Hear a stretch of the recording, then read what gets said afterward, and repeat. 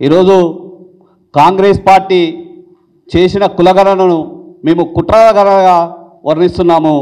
ఎందుకంటే ఈ కులగణన మొదలుపెట్టినప్పటి నుండే రేవంత్ రెడ్డి సర్కారు కుట్రలు మొదలుపెట్టింది. ఎందుకంటే మనకు పక్కనే బీహార్ రాష్ట్రంలో ఈ మధ్య కాలంలోనే కులగణన చేయడం జరిగింది. ఆ కులగణనను జిఏడి డిపార్ట్మెంట్ ద్వారా చేయడం వల్ల కోర్టులు తిరస్కరించి ఈ యొక్క గణన చెల్లదు, ఈ సర్వే చెల్లదు, దీన్ని తక్షణమే రద్దు చేయాలి, బీసీ కమిషన్ ద్వారా ప్రత్యేకంగా సర్వే చేయాలని చెప్పింది.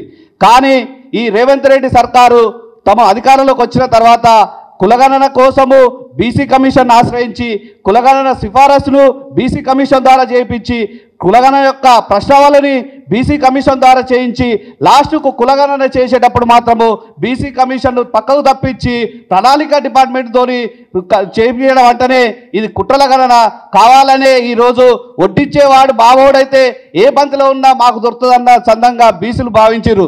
కానీ ఎప్పుడైతే బీసీ కమిషన్ పక్కకు జరిపి ప్రణాళిక శాఖను దీంట్లో ఇన్వాల్వ్ చేశారో ఆ రోజే కుట్ర మొదలైంది. ఈరోజు దాదాపు 50 లక్షల మంది బీసీలను బతికుండగానే చంపిర్రు, బతికుండగానే వీళ్ళు లెక్కల్లో లేరు, జనాభా లెక్కల్లో లేరని కుట్ర చేసింది. కాబట్టి ఇప్పటికైనా రేవంత్ రెడ్డి సర్కారు భేషజాలకు పోకుండా తక్షణమే ఈ కులగణనను రీసర్వే చేయాలి.